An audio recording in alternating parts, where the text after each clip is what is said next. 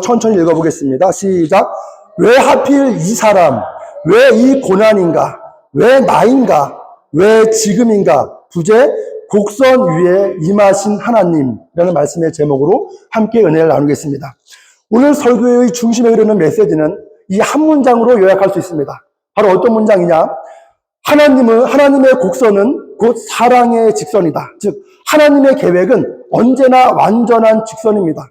그분의 뜻은 변하지 않고 흐트러지지 않습니다. 하지만 우리의 눈에는 그 길이 때로는 굽고 험한 곡선처럼 보입니다. 그리고 반대로 우리가 곧고 명확하다 여기는 길도 하나님 보시기에는 오히려 위험한 곡선일 수 있다는 것입니다. 여러분, 하나님은 사랑으로 곡선을 그리시고 그 곡선은 결국 우리를 정확히 필요한 자리, 필요한 때에 이르게 하신다는 거죠. 그러므로 오늘 우리는 이렇게 고백하면서 설교를 시작하려 합니다. 즉 하나님의 곡선은 사실 사랑으로 그어진 직선이다. 여기서 우리가 첫 번째, 우리가 바라는 직선과 하나님이 그리시는 곡선. 여러분, 우리는 모두 이 목적지에, 우리가 원하는 목적지에 곧장 이루기 원하는 직선의 인생을 꿈꾼다는 거죠. 빠르고 명확하며 모든 것이 계산 가능하고 통제되는 그 길을 우리는 다 원하고 있다는 거예요. 하지만 하나님의 인도하심은 우리의 눈에 종종 우리가 기대하는 직선이 아닙니다. 오히려 그분은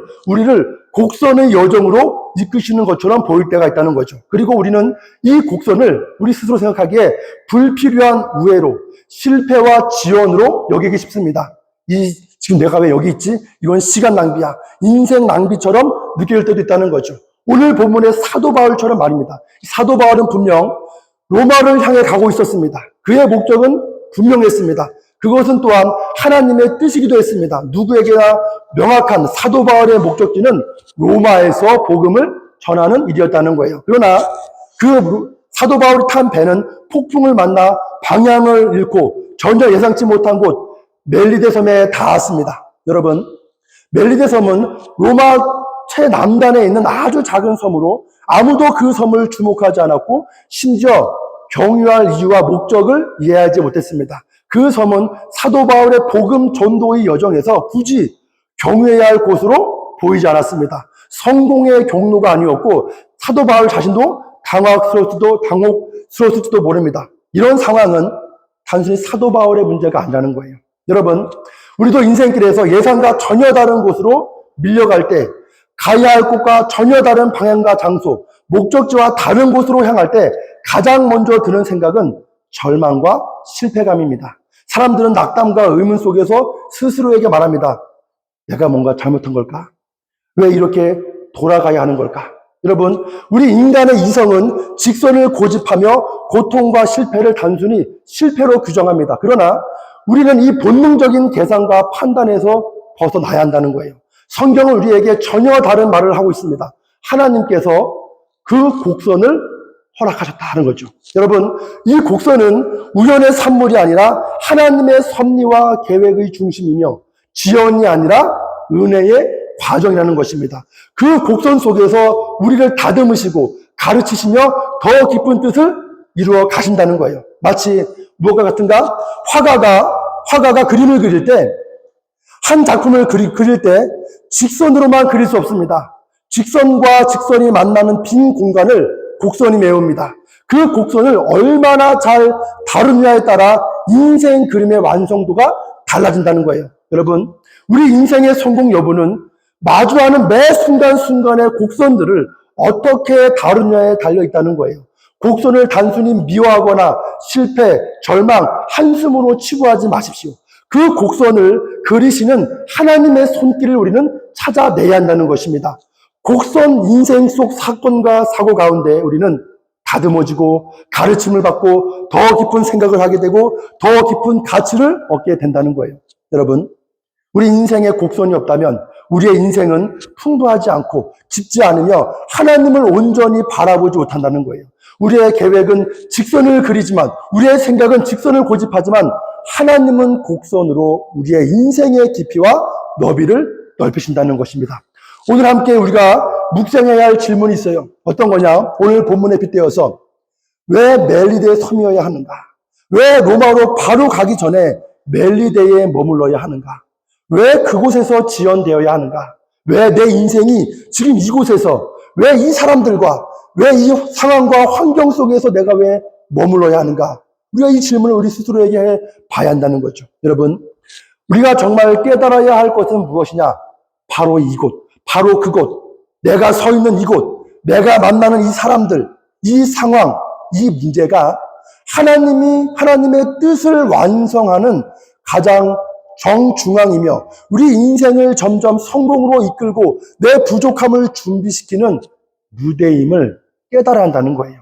여러분, 신앙적으로 내가 만나는 이 사람, 이 직장, 이 상황, 이 환경이 우리 믿음의 여정을 성숙시키는 곡선의 축소판임을 발견할 수 있기를 간절히 소망합니다. 여러분, 우리 입술에서 나도 모르는 사이에 내가 이 상황에서 이 사람에게서 내가 이것을 배워야 하는구나. 내가 미처 이것을 몰랐구나라고 하는 이 말이 나올 때까지 우리는 지금 이 상황을 견디고 기도하며 인내하며 하나님의 뜻이 담긴 현재의 이 곡선의 인생의 의미를 우리는 찾아내야 한다는 것입니다.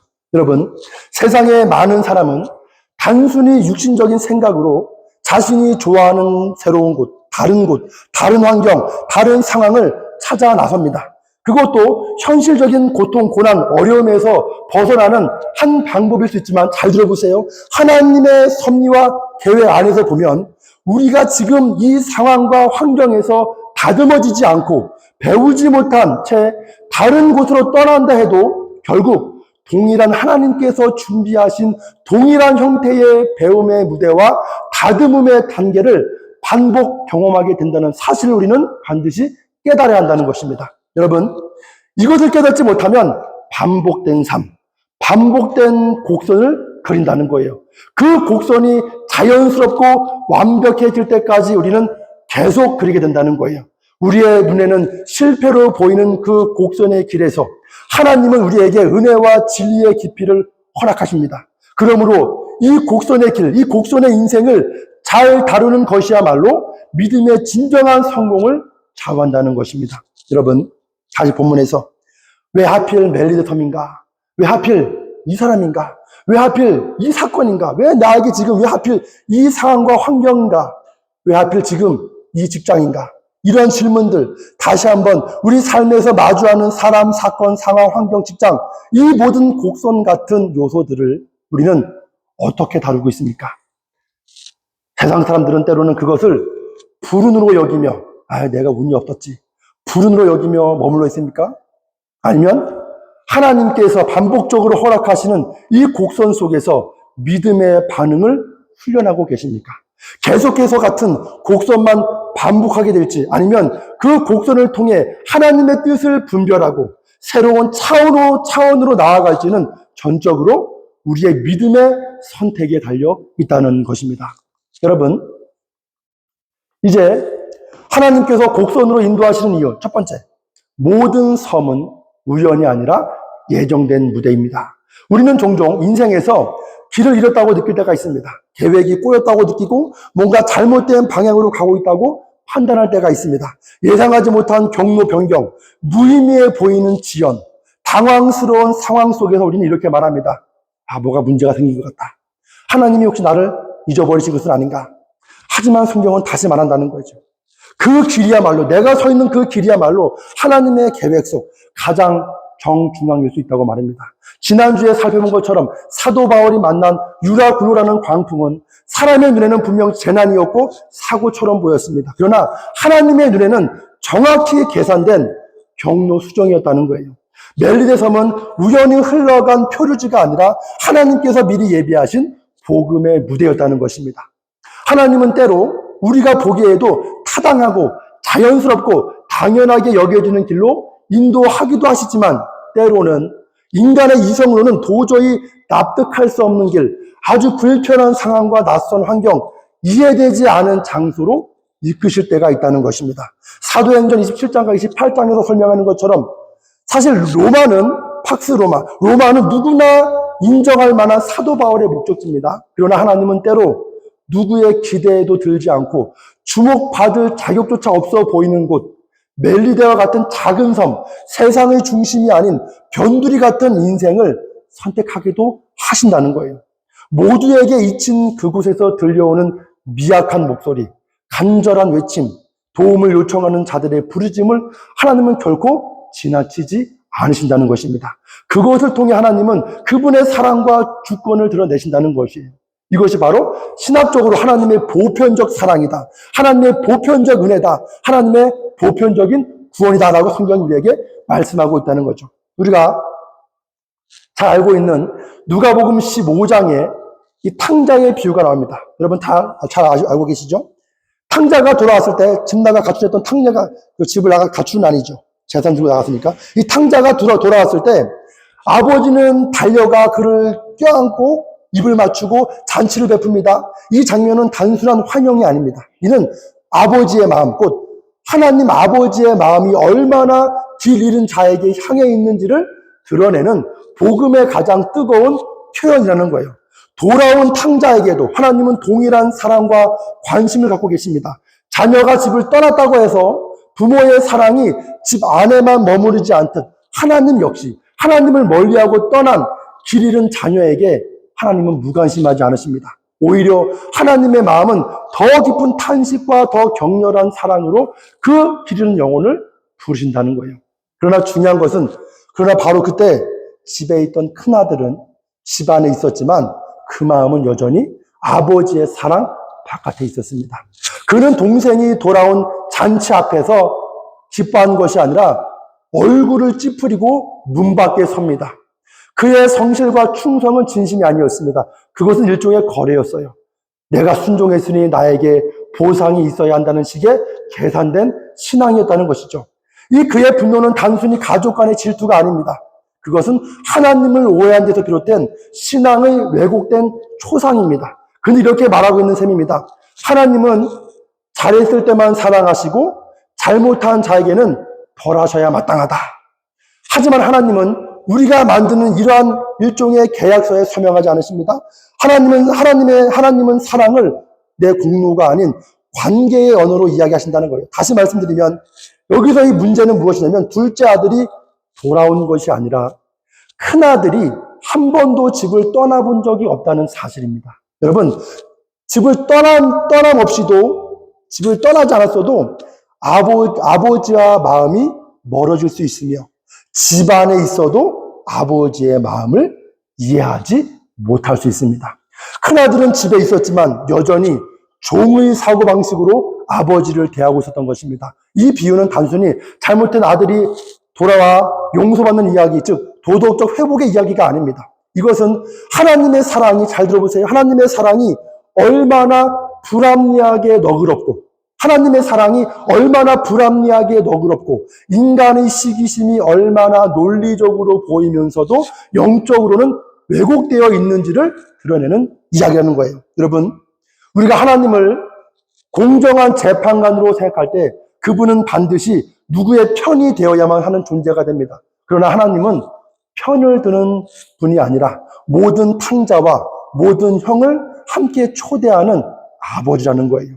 그 자리에 들어갈지 말지는 우리 각자의 선택이라는 것입니다. 여러분, 우리가 흔히 갖고 있는 생각이 있습니다. 어떤 생각이냐면 우리는 종종 하나님이 내 편이시기를 바랍니다. 하나님이 나에게만 복을 주시는 하나님, 나만을 돌보시는 하나님, 언제나 내 편이신 하나님이기를 우리는 기대합니다. 그러나 하나님을 이렇게 소유물처럼 여기기 시작하는 순간 우리는 하나님을 반쪽짜리로 축소시킨다는 거예요. 우리는 하나님에 대한 이해력을 하나님을 반만 알고 있다는 거죠. 우리는 마치 자격으로 하나님의 사랑을 거래하려 하고 은혜를 경쟁의 논리로 환상하려 하는 잘못에 빠집니다. 여러분, 큰아들은 아버지 집에 있었지만 그의 마음은 집 밖에 있었습니다. 그의 의로움은 그를 아버지의 품으로 인도하지 않고 오히려 은혜의 잔치에서 멀어지게 했다는 거예요. 큰아들은 순종했지만 사랑 없이 순종했고 충성했지만 아버지를 아버지가 아닌 주인처럼 여겼습니다. 이것이야말로 오래된 신앙인의 마음속, 오래 신앙생활하는 사람들의 마음속에 은밀히 자라나는 비장된 불신앙이라는 거예요. 겉보기에는 경건해 보이지만 한 번도 하나님의 전을 떠나지 않아서 경건해 보이지만 실상은 하나님의 은혜보다 자신의 자격을 더 믿는 신앙입니다. 바로 이것이 유대인들이 빠졌던 선민의식의 함정이며 자신의 신앙을 하나님의 사랑을 받을 만한 자격으로 환산하려는 종교적 위선의 논리라는 거예요. 여러분, 하나님의 은혜는 인간의 계산의 대상이 아닙니다. 은혜는 받을 만해서가 아니라 하나님이 우리를 사랑하시기 때문에 주어지는 것입니다. 큰아들이 받은 사랑도 작은 아들이 받은 환대도 다 그분의 전적인 은혜입니다. 여러분, 하나님은 자격을 따지시는 분이 아니라 은혜를 베푸시는 분입니다. 세상은 자격으로 줄을 세우지만 하나님은 사랑으로 다 품어내신다는 거예요. 여러분, 그분은 나의 하나님이기도 하시지만 때로는 내가 불편해하는 사람의 하나님이기도 한다는 거예요.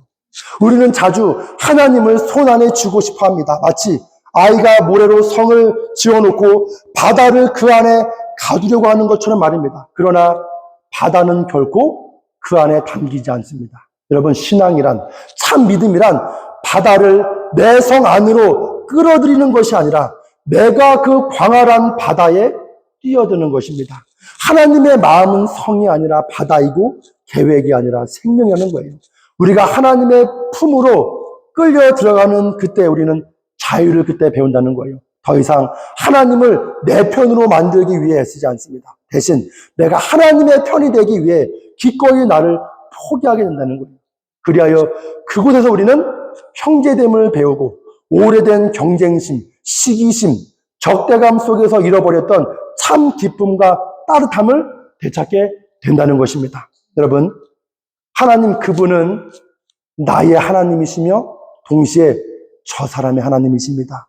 이 단순한 진리를 받아들이지 못하면 우리는 믿음이라는 이름으로 하나님을 독점하려 들고 결국 하나님의 은혜에서 내 스스로 멀어지게 된다는 거예요. 아버지의 마음은 큰 아들에게도 돌아온 아들에게도 둘째 탕자에게도 똑같이 향해 있습니다. 문제는 우리가 그 넓은 마음 안으로 들어갈 준비가 되어 있느냐는 것이죠. 이것은 단지 믿음만의 문제가 아닙니다. 우리의 기도와 예배, 일상의 인간관계, 그리고 사회생활 속에서의 이 태도 전반에 영향을 다 미칩니다.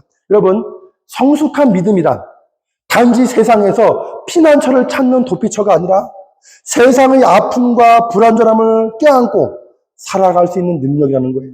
그래서 진실된 믿음 신앙은 하나님을 따르는 삶일 뿐만 아니라 하나님이 사랑하시는 세상을 함께 품는 삶으로 나아간다는 거죠. 여러분, 하지만 이 신앙 믿음의 균형이 무너질 때 우리는 하나님의 섭리를 개인의 감정과 상황으로 오해해버립니다. 그러나 하나님께는 외딴 사람도, 외딴 장소도, 낯선 사람도, 낯선 장소도, 하나님께는 잊혀진 자도, 잊혀진 장소도 없습니다. 모든 사람이 그분의 사랑과 돌보심 안에 있으며 그분의 섭리는 결코 우리의 제한된 시야로 가늠할 수 없다는 것입니다. 여러분, 다시 본문에 멜리데 섬은 마치 그런 존재의 상징이었습니다. 세상의 중심은 아니지만 하나님의 사랑과 섭리에는 중심이었습니다. 하나님에게는 변두리 인생도 없고 변두리 장소도 없습니다. 하나님에게는 모두가 중요한 인생이고 모두가 중요한 장소라는 것이요. 여러분, 오늘 본문 주제로 돌아가서 하나님은 우리가 느끼는 우리 인생의 곡선을 통해서 지연이 아니라 더 깊은 준비의 시간을 허락하신다는 거예요. 우리가 계획한 직선만 바라보고 달릴 때 하나님이 준비하신 곡선을 통해 우리를 더 놀라운 자리, 더 성숙한 신앙, 더 준비된 사명자로 이끌어 가신다는 겁니다. 그 길은 단순히 돌아가는 길이 아니라 우리 인생을 업그레이드하는 하나님의 지혜와 은혜가 흐르는 통로라는 거예요. 여러분, 우리가 다 잘 알고 계시는 이 모세에 대해서 모세를 이끄신 하나님을 보십시오. 출애굽기 2장과 3장에 보면 40세 마흔의 모세가 자신의 열정과 정의감으로 이스라엘 백성을 구원하다가 실패한 사건을 출애굽기에서 설명하고 있습니다. 여러분, 사람의 눈에는 이집트 왕자라는 지위와 40세의 젊음, 지혜, 그의 능력, 그와 같은 모든 조건들이 이스라엘 민족을 구원하기 위한 완벽한 준비처럼 보였습니다.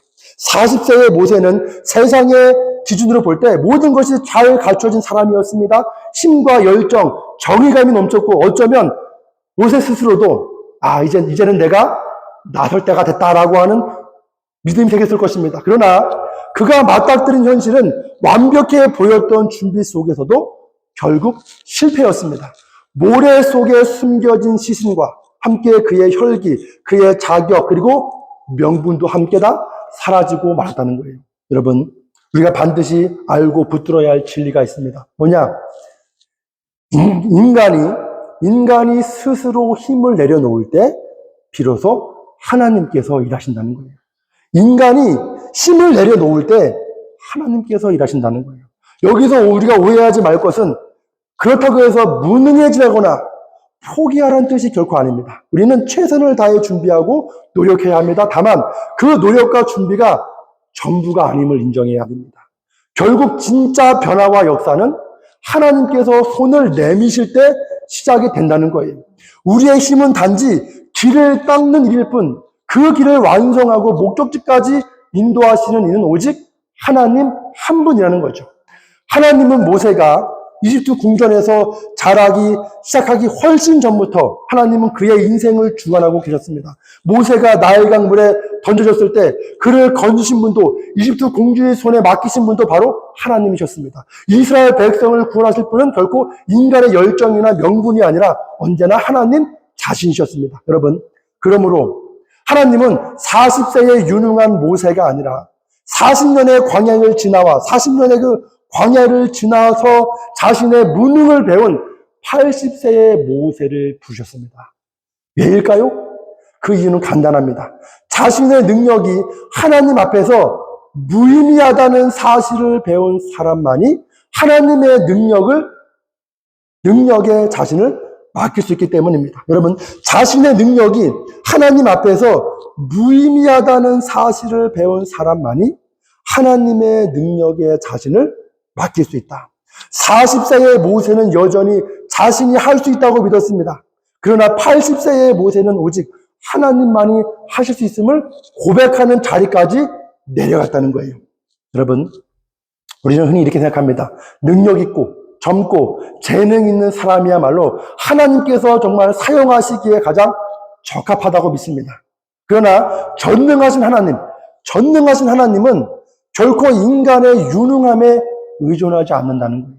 하나님께 중요한 것은 하나님의 그 전능하신 능력을 온전히 담을 수 있는 겸손한 마음을 찾고 계신다는 거죠. 하나님은 자격 있는 자를 부르시기보다 부르신 자를 자격 있게 하십니다. 내용물은 하나님께서 채우신다는 거예요. 아니, 더 정확히 말하면 그분 자신이 바로 그 내용이십니다.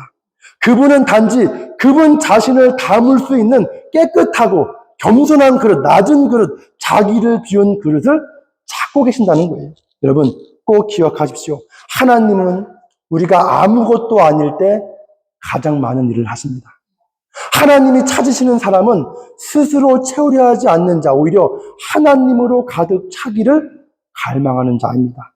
우리에게 정말 필요한 것은 마흔의 열정과 팔순의 믿음을 함께 품는 마음입니다. 즉, 하나님의 부르심 앞에 주저없이 주여 제가 여기 있나이다, 저를 사용하옵소서라고 고백할 수 있는 준비된 내면입니다. 그것은 젊은 날의 모세처럼 즉각적인 순종으로 응답하면서도 광야의 긴 침묵 속에서 모든 세상적 자격을 배설물로 여기며 하나님만을 의지했던 팔순의 모세의 믿음을 함께 지닌 삶입니다. 여러분, 사도 바울이 그러했듯 하나님이 쓰시는 이는 자신의 자격과 쓸모를 내려놓기로 결단한 사람입니다. 하나님은 세상이 높이 평가하는 능력보다 자신을 비우고 하나님의 전능하심으로 채워지기를 원하는 겸손한 사람을 찾으신다는 거예요. 이런 믿음의 성숙은 단순히 세월의 흐름에서 오는 것이 아닙니다. 그것은 끊임없이 자기 자신을 하나님 앞에 기꺼이 내어드리는 훈련된 마음, 다시 말해서 내가 가진 모든 것을 내려놓고 오직 하나님만을 신뢰하려는 훈련된 겸손한 믿음에서 자라난다는 거예요. 여러분, 하나님은 나이를 세지 않으십니다. 다만 그분의 손에 들려질 준비된 마음을 찾으십니다. 크리스찬의 성장과 성숙은 시간이 아니라 순종의 깊이로 측정됩니다. 측정이 된다는 거죠. 여러분, 믿음이란 내 능력을 강화시키는 수단이 아니라 오히려 내 능력을 내려놓고 하나님의 능력 안에 머무는 태도입니다. 겸손이란 무엇인가? 겸손이란 나의 무가치함을 자책하는 것이 아니라 나의 가치조차 하나님의 손에 달려있다는 사실을 기쁨으로 인정하는 것입니다. 여러분, 어떤 크리스찬들은 40세의 나이에 80세의 모세의 고백을 하고 어떤 크리스찬은 80세가 되어도 여전히 40세의 모세의 혈기를 쥐고 살아갑니다. 후자의 삶은 하나님의 열매 없이 자기 안에 갇혀버리는 슬픈 인생 여정이 되고 만다는 거예요. 왜냐하면 하나님은 힘 있는 자를 통해 일하시는 분이 아니라 자신의 힘을 내려놓는 자를 통해서 일하시는 분이기 때문입니다. 여러분, 우리가 잘 알고 있는 이 다윗을 보십시오. 이 사무엘상 17장에 보면 제가 이제 본문은 다 설명할 수 없지만 17장에 다윗이 단지 도시락을 들고 아버지의 심부름하러 나섰지만 그가 결국 골리앗과의 전투라는 결정적인 순간을 맞이하게 되는 출발점이 되는 장면이 바로 사무엘상 17장에 나옵니다. 다윗이 골리앗과 싸울 때 그 전에 어떤 상황이 있었냐면 다윗이 어떤 사명이나 전투를 의도하지 않던 날 믿음으로 하나님을 의지함으로 자신의 인생이 전환되는 순간을 보여주는 장면이 바로 사무엘상 17장이라는 거예요. 여러분, 그날은 다윗에게 있어서 아무런 특별한, 거기가 전투하던 그날은 다윗에게 있어서 아무런 특별한 날이 아니었습니다. 다윗은 전사도 아니었고 사명도 없었고 단지 아버지의 심부름으로 도시락을 형들에게 전달하러 가던 길이었습니다. 전쟁터로 가는 그의 걸음은 어떤 위대함을 향한 것도 승리를 위한 것도 아니었습니다. 그저 평범한 하루의 일부였다는 거예요. 하지만 하나님은 자주 이렇게 역사하십니다. 인간의 계획으로는 결코 상상할 수 없는 방법으로 말입니다. 우리는 도시락을 들고 있지만 하나님은 우리 앞에 거인을 준비하고 계십니다. 그 길 모퉁이에서 아무도 주목하지 않던 목동은 갑자기 전장을 마주하게 됩니다. 그리고 그 곡선은 그의 인생을 완전히 바꿔놓았습니다. 여러분, 그곳에서 다윗은 자신의 내면 깊숙이 잠들어 있던 믿음을 발견합니다. 그것은 세상을 뒤흔들 의도도 권력을 향한 야망도 아닌 하나님의 이름이 모욕당하는 것을 견딜 수 없다는 분노에서 시작된 거였습니다. 믿음이란 감정의 산물이 아니라 하나님을 향한 전인격적인 반응입니다. 그는 싸움을 시작한 것이 아니라 하나님의 영광을 위해서 응답한 것이었다는 거죠. 세상은 이 다윗을 바라보면서 어떻게 생각했는가? 세상은 어린 다윗을 보며 무모한 소년으로 여겼고 그 싸움을 패배로 향한 헛된 돌진으로 보았습니다. 그러나 하나님은 그 순간을 통해 다윗을 새로운 영적 지평으로 끌어올리셨습니다. 그것은 인간의 판단과 예측을 넘어선 하나님의 완벽한 타이밍이었다는 거예요. 그러므로 위기 앞에 멈추지 마십시오. 낙담으로 우리가 직면한 위기를 끝내지 마십시오. 때로 하나님의 기적은 가장 절망적인 골짜기에서 시작이 된다는 거예요. 우리가 흔히 이제 이 문은 닫혔다고, 이 길은 닫혔다고 말할 때 하나님은 그 닫힌 문을 통해서 우리를 다른 차원으로 이동시킨다는 거예요. 중요한 것은 우리의 믿음의 준비, 우리 믿음의 태도입니다. 하나님은 위기의 순간에 갑자기 강해지는 믿음을 기대하시지 않습니다. 오히려 매일의 일상에서 차곡차곡 쌓아놓은 믿음의 분량만큼 우리를 이끌어 가십니다. 기적은 거대한 무대에서가 아니라 훈련된 일상의 작은 믿음에서 자라납니다. 그러니 지금 이 순간에도, 오늘에도 평범해 보이는 일상 속에서 믿음의 선택을 꾸준히 하십시오. 하나님의 이름을 거룩히 여기는 태도, 예배를 소중히 여기는 태도, 내 속에 작은 양심의 목소리에 귀 기울이는 태도, 이것이 장차 우리를 골리앗 앞에 세울 것입니다. 그리고 그때 우리는 도시락을 들고 나섰지만 하나님은 그 도시락을 왕의 검으로 바꾸어 사용하실 것입니다. 여러분, 우리가 믿는 하나님은 우리가 가장 빠르게 도달하는 것보다 가장 깊이 배우는 것을 더 원하시는 분입니다. 여러분, 멜리데 섬은 사도 바울의 여정에서의 지리적 실패가 아니었습니다. 그것은 하나님의 섭리 가운데 마련된 영적 준비의 장이었다는 거예요. 그곳에는 하나님의 극진한 사랑과 돌보심이 필요한 병자들이 있었고 복음을 처음 듣게 될 이방인들이 기다리고 있었습니다. 인간의 눈에는 우연과 지연처럼 보였지만 하나님의 시선으로 보면 멜리데는 중간 목적지였습니다. 하나님의 관점으로 세상을 바라보면 우리가 보지 못했던 것들이 비로소 보이기 시작합니다. 마치 현미경 아래에서만 세포가 보이듯 하나님을 전적으로 신뢰하는 믿음의 렌즈를 통해서만 보이는 세계가 지금 있다는 거예요. 여러분, 세상살이도 마찬가지입니다. 우리가 노동자로 일꾼으로 일할 때는 미처 몰랐던 고용주의 시선은 직접 사업을 해본 사람만이 이해할 수 있습니다. 같은 시간, 같은 장소를 살아도 보는 것과 보이는 것은 다를 수 있습니다. 여러분, 이것이 바로 하나님을 믿고 살아가는 그리스도인의 삶의 방식입니다. 예수님을 만나지 못한 사람은 예수님을 만난 사람의 삶을 결코 온전히 이해할 수 없습니다. 여러분, 우리의 믿음은 관점을 바꾸고 관점은 삶의 방향을 바꿉니다. 하나님의 시선에 눈이 열리는 순간 우리의 길은 단순한 여정이 아니라 사명과 은혜의 여정이 된다는 거예요. 여러분, 사람은 판단하고 하나님은 드러내신다. 본문으로 돌아가서 사도 바울이 독사에게 물렸을 때 그 섬 주민들은 곧장 결론을 내립니다. 아, 저 사람은 죄인이야. 신이 벌을 내렸어. 이것이 그 당시 사람들의 신관, 세계관이었습니다. 인과응보, 눈에는 눈, 이에는 이. 그러나 얼마 지나지 않아 사도 바울이 독사에 물렸어도 죽지 않자 사람들은 말을 바꿉니다. 아, 사도 바울은 신이다. 여러분, 얼마나 극단적인 반응입니까? 사람들의 판단은 그토록 쉽게 바뀐다는 거예요. 오늘날도 우리는 각자의 경험, 문화, 감정이라는 상대적 잣대로 사물과 세상과 환경과 사람을 다 판단합니다. 내 관점에서 옳다고 믿는 것이 타인의 관점에서는 틀릴 수 있습니다. 이것이 바로 인간의 한계입니다. 코끼리를 만지는 맹인들처럼 우리는 부분을 보고 전체라 말합니다. 그러나 하나님의 관점은 다르다는 거예요. 하나님은 우리의 불완전한 판단 위에서 그분의 뜻을 이루어 가십니다. 그 섬 주민들의 오해, 사도 바울과 그 일행들의 혼란, 그 모두를 넘어 하나님은 멜리데에서 복음의 씨앗을 심으십니다. 중요한 것은 세상의 평가가 아니라 하나님의 뜻대로 모든 일은 결국 흘러간다는 거예요. 여러분, 내가 인정하든 인정하지 않든 하나님의 뜻대로 상황은 결국 흘러간다는 거예요. 하나님의 계획은 결코 변하지 않는다는 거죠. 여러분, 믿음은 무엇이냐? 세 번째, 믿음은 멈추지 않고 오히려 믿음은 기다리는 거다. 여러분, 출애굽기에서 하나님은 스스로를 이렇게 소개하십니다. 하나님 어떤 분이십니까? 하나님 말씀하세요. 나는 어떤 사람이냐? 나는 스스로 있는 자니라. 하나님은 당신의 시간에, 당신의 방법으로, 당신의 뜻을 드러내신다는 거예요. 우리의 역할은 무엇이냐? 하나님이 말씀하실 때까지 죽기 살기로 기다리는 것입니다.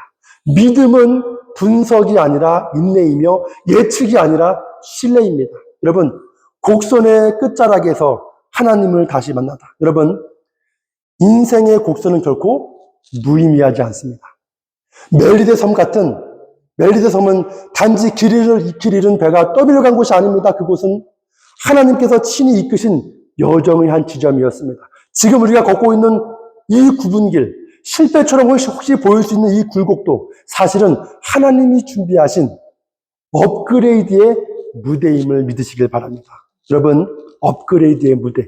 그리고 그 무대에서 요구되는 것은 단 한 가지입니다. 믿음. 새로운 무대는 새로운 차원의 믿음을 전제로 한다는 거예요. 하나님이 지금도 나를 보고 계신다는 믿음. 우리가 맡은 배역은 바로 믿음의 선택, 믿음의 생각, 믿음의 감정에서 비롯된다는 사실을 잊지 마시길 바랍니다. 지금 내가 걷고 있는 이 무대는 과거의 무대가 아닙니다. 더 깊고 더 높아진 믿음의 오디션 무대입니다. 한숨과 절망, 낙담과 원망, 불평으로 이 소중한 믿음의 오디션의 시간을 낭비하지 마십시오. 지금 우리가 할 수 있는 최선의 믿음의 행보로, 믿음의 몸짓, 믿음의 말을 하고, 믿음의 태도와 자세로 이 무대를 채우시길 바랍니다. 여러분, 이 오디션의 시간은 무한하지 않습니다. 그러나 이 시간을 충실히 채우며 곡선을 따라 걷다 보면 그 여정의 끝에서 우리는 분명히 보게 될 것입니다. 하나님의 영광이 빛나는 정점. 그 하나님의 영광을 보는 그 자리에서 하나님의 자녀된 우리도 하나님의 영광이 반사된 빛이 우리에게 반사가 되어 하나님의 영광처럼 우리도 함께 빛날 것입니다.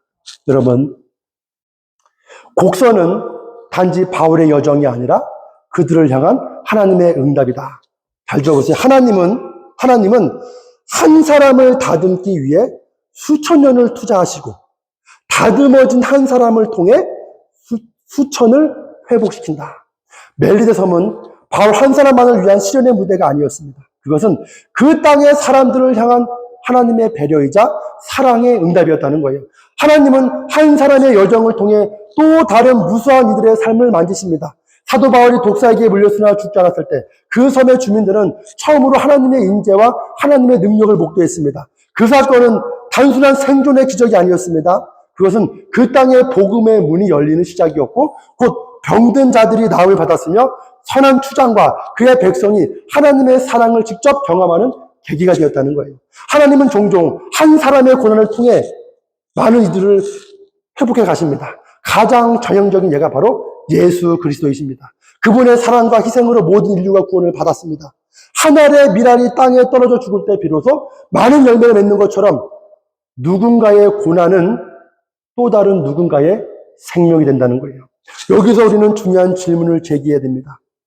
우리 인생은 언제나 회복만을 기다리는 여정이어야 할까요? 아닙니다. 이 세상에는 고난의 씨앗으로 쓰임받는 인생도 있고 회복의 열매로 쓰임받는 인생도 있습니다. 때로는 나의 고난이 다른 사람에게는 회복의 씨앗이 되고 또 때로는 누군가의 고난이 내 인생에 회복의 문을 열어주기도 한다는 거예요. 여러분, 이런 인생의 흐름을 우리는 기억해야 합니다. 신앙이란 단순히 내 문제의 해결을 구하는 것이 아니라 나의 고난과 희생조차도 다른 이들의 구원에 쓰이기를 바라는 것입니다. 기독교인의 실천은 무엇이냐? 결국 나의 헌신과 희생으로 이웃을 살려내는 데 있습니다. 왜냐하면 우리 역시, 내 자신 역시 누군가의 희생과 헌신으로 지금까지 살아왔기 때문이죠. 여러분, 이 진리를 깨닫기 전까지 우리는 고난을 단지 고통으로만 이해하고 혼란으로 받아들입니다. 그러나 우리의 영의 눈이 열릴 때 우리는 그 고난조차 하나님의 섭리 속에 있는 구원의 도구임을 알게 된다는 거예요. 여러분, 하나님의 온 세상을 향한 계획은 우리의 좁은 시야를 넘어서기에 단편적인 시선, 일명 외눈의 신앙으로는 결코 이해할 수 없습니다. 이러한 관점에서 멜리데는 지연된 여정이 아니라 사랑의 정거장이었습니다. 단순한 경유지가 아닌 타인을 위한 하나님의 배려였습니다. 하나님은 바울만을 위해 그 섬에 들르게 하신 것이 아니라 그곳에 살던 이들을 위해 사도 바울을 보내신 거였습니다. 여러분, 하나님은 한 사람의 성장을 위해 온 세계를 움직일 수 있습니다. 멜리데는 하나님의 섬세한 손길이 머문 자리였습니다. 그 섬의 사람들은 바울을 통해 하나님의 능력을 목격했고 병이 나았으며 사랑을 경험했습니다. 예수 그리스도의 사랑을 경험했습니다. 하나님은 세상에서 잊혀진 자들을 결코 잊지 않으십니다. 오히려 그들을 기억하시는 분이시며 그들을 위해서 당신의 종을 우회시켜서 보내시는 분이 바로 하나님이시다. 끝까지 찾아내시는 분, 인간의 생각에서 잊혀진 그 자를 하나님은 반드시 찾아내셔서 하나님에게로 이끄시는 분이라는 거죠. 여러분, 곡선은 하나님의 사랑이 누군가를 잊지 않으셨다는 증거입니다. 하나님은 우리 한 사람, 한 영혼을 그토록 소중히 여기시기에 필요하다면 온 세상의 길을 돌려서라도 그 한 사람을 찾아오신다는 거예요. 하나님은 결코 군중 속 숫자를 세시는 분이 아닙니다. 그분께의 한 영혼 한 사람은 마치 온 우주가 그를 위해 지어진 것처럼 귀중합니다. 그러므로 만일 그 한 영혼을 찾기 위해 세상의 지도가 바뀌어야 한다면 하나님은 기꺼이 산을 옮기고 바다의 길을 틀어 그 사람을 찾아가신다는 거예요. 사랑은 언제나 그 길을 다시 그립니다. 여러분, 멜리데 섬의 병자들과 주민들은 세상 사람들에겐, 세상 지도에서는 잊혀진 이들이었습니다. 이름 없는 섬, 아주 작은 섬, 주목받지 못하는 사람들, 역사서에 남지 않을 아주 작은 마을. 그러나 하나님은 그들을 잊지 않으셨습니다. 하나님은 그들을 만나기 위해 바울의 항로를 곡선으로 바꾸셨습니다. 로마로 향하던 여정 한복판에서 하나님은 작은 섬 하나를 향해 복음의 방향을 틀어주셨습니다.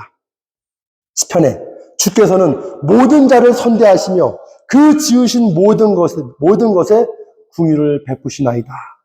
이것은 곧 하나님의 사랑이 단 한 사람, 단 한 지역, 단 한 공동체도 외면하지 않으신다는 선언입니다.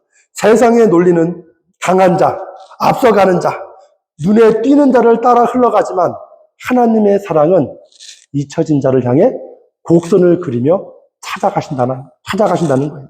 사도 바울이 독사에게 물렸지만 죽지 않았던 사건은 단순히 기적만이 아닙니다. 그것은 멜리데 섬 사람에게 하나님의 인재가 처음으로 드러난 순간이었으며 동시에 하나님의 나라는 세상의 중심, 번화가가 아니라 하나님의 나라는 어디서 시작되는가?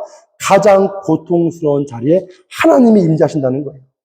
섬 사람들은 바울이 독사에 물리는 장면을 보고 즉시 신의 저주를 받은 자라고 사도 바울을 판단했습니다. 인간은 흔히 고난을 받으면 저 사람은 하나님의 징벌로 해석하는 경향이 있습니다. 그러나 하나님의 섭리는, 하나님의 뜻은 언제나 그보다 훨씬 깊고 복합적이며 자비롭습니다. C.S. 루이스가 이렇게 얘기했어요. 고통은 하나님께서 우리를 부르시는 외침이다. 메가폰이다. 이렇게 얘기했다는 거예요. 그날 독사의 독은 사도 바울을 해치지 못했습니다. 오히려 그 고난의 순간은 하나님의 능력과 긍휼이 어떤 방식으로 세상 속에 임하는지를 드러내는 도구가 되었다는 거예요. 하나님은 병든 자의 곁에 서시고 고난 당하는 자의 자리에서 자신의 나라를 시작하십니다.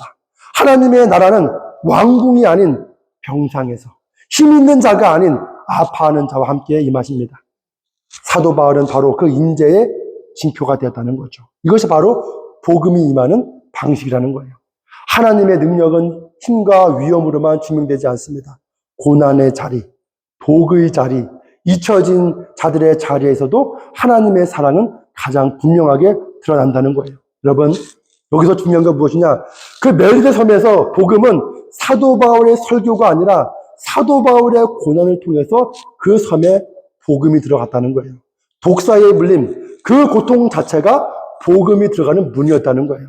복음은 때로 말이 아니라 내 속에 있는 상처로 증거가 됩니다. 우리 삶에서도 마찬가지입니다. 누구는 독사의 물림이 도구로만 남지만 어떤 이의 인생에서는 그것이 기적의 문이 됩니다. 누군가의 고난은 단순한 불행이 아니라 다른 이에게는 하나님의 방문 통로가 된다는 거예요. 그러므로 우리는 무엇을 믿어야 합니까? 단지 기적 자체가 아니라 고난조차도 하나님의 손에 의해 사랑의 도구로 변화될 수 있다는 그 사실을 믿어야 한다는 거예요. 바울이 간 멜리데 섬은 우리의 삶의 현장이 될 수 있습니다. 세상은 우리의 고난을 징벌이라 말하겠지만 하나님은 그것을 회복의 문으로 삼으신다는 거죠. 여러분, 오늘 말씀의 제목이 있죠. 결론을 내립니다. 결론, 곡선은 하나님의 완벽한 불붙 논리입니다. 우리는 종종 묻습니다. 오늘 말씀의 제목처럼 왜 하필 내가 이 사람을 만났을까? 왜 하필 내가 이 고난인가? 왜 하필 내가 이런 어려움을 당해야 하는가? 왜 하필 또 이 중요한 시기인데 왜 지금 내가 이 시간에 내가 왜 여기 있는가? 왜 이 도시인가? 왜 이 사람인가? 왜 이 고통인가? 이 질문 앞에서 우리가 반드시 기억해야 하는 것은 하나님은 우리가 이해하지 못해도 한 폭의 우리 인생의 완벽한 작품, 그림을 그리고 계신다는 겁니다. 여러분, 멜리데 섬은 그 그림 속에서 하나의 중요한 터치였다는 거예요. 사도 바울은 로마로 향한다고 믿었지만 하나님은 멜리데 섬을 통해 더 큰 그림을 완성하고 계셨습니다. 그곳은 길이 아닌 것처럼 보였지만 사도 바울에게는 길이 아닌 것처럼 보였지만 사실은 하나님이 가장 섬세하게 설계하신 생명의 궤적이었습니다. 지금 우리의 삶이 곡선처럼 보이십니까? 예상치 못한 장소, 예기치 않은 상황에 머물고 있지 않습니까? 그것은 실패가 아닙니다. 그것은 하나님의 사랑이 응답한 자리, 누군가의 기도에 하나님이 조용히 응답하신 자취입니다. 곡선은 은혜의 선물입니다. 여러분, 우리는 지금 인생의 곡선을 걷고 있을지도 모릅니다. 이해되지 않은 질병, 이해되지 않는 실패, 고난, 원치 않았던 경유지들, 이 모든 것 속에서 하나님은 말씀하십니다. 내 생각은 너의 생각과 다르며 내 길은 너의 길과 다르다. 이렇게 해서 해석하면 이거예요. 하나님은 우리가 편안할 때보다 우리가 곡선 위에 있을 때 더 가까이 계신다. 여러분, 멜리데 섬은 바울이 로마로 가던 길에 실수로 들른 곳이 아니었습니다. 그것은 하나님이 사랑을 심기 위해 미리 준비하신 정거장이었습니다. 그 섬에서 병자들을 만났고 고난을 통해 복음이 퍼졌으며 하나님의 인재가 직접 증거되었다는 거죠. 우리의 삶에도 멜리데의 섬이 있습니다. 그곳은 우리의 직선 경로를 방해하는 장소처럼 보이지만 실은 하나님의 섭리의 일부이며 우리도 모르게 다른 이의 회복을 위해 사용되는 거룩한 자리라는 거예요. 여러분, 멜리데 섬은 실패가 아니라 사랑의 무게가 놓인 자리였습니다. 우리가 알거니와 하나님을 사랑하는 자 곧 그 뜻대로 부르심을 입은 자들에게는 모든 것이 합력하여 선을 이룬다. 직선의 인생은 우리가 오라는 길이지만 곡선은 하나님이 사용하시는 길입니다. 그러니 여러분, 지금의 멜리데를 두려워하지 마십시오. 그 곡선 위에는 하나님의 완전한 계획이 숨겨져 있습니다. 우리가 알지 못하는 사랑의 문장들이 지금도 쓰여지고 있습니다. 하나님의 펜은 절대 오타를 쓰지 않습니다. 그분은 우리의 삶의 곡선을 따라 완벽한 은혜의 서사를 지금도 써 내려가고 있음을 믿으시기를 간절히 소원합니다. 우리 찬양